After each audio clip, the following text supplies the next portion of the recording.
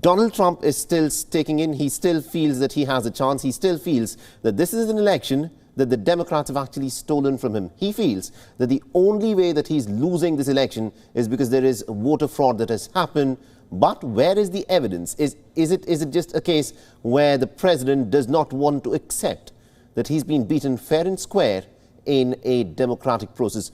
Joe Biden is in touching distance of becoming the next president of the United States, and it's just a matter of time before a result is officially declared.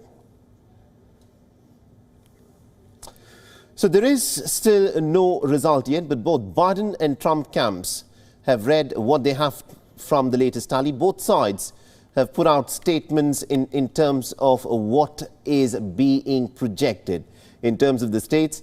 Now, both statements are contrary to one another. Both of them are also taking pot shots at each other.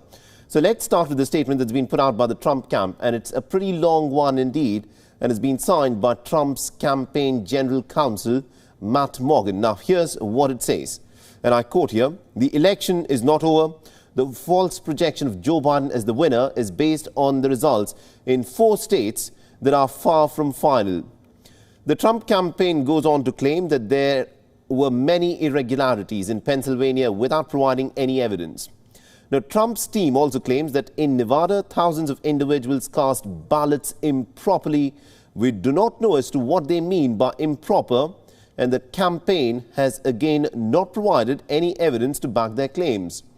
The statement from the Trump campaign also goes on to name Fox News and Associated Press.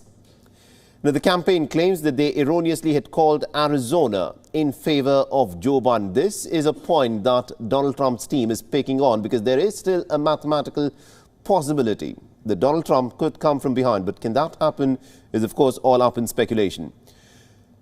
Now, the president is, quote-unquote, on course to win Arizona outright, is what the Trump team claims. Many analysts, of course, point that this is not going to happen.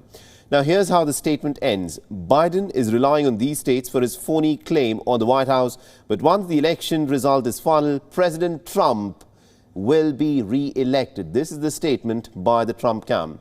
Now, let's take a look at the statement that's been put out by the Biden camp. As we said on the 19th of July, the American people will decide this election, and the United States government is perfectly capable of escorting trespassers out of the White House. Numbers have changed quite a lot since these statements have been put out.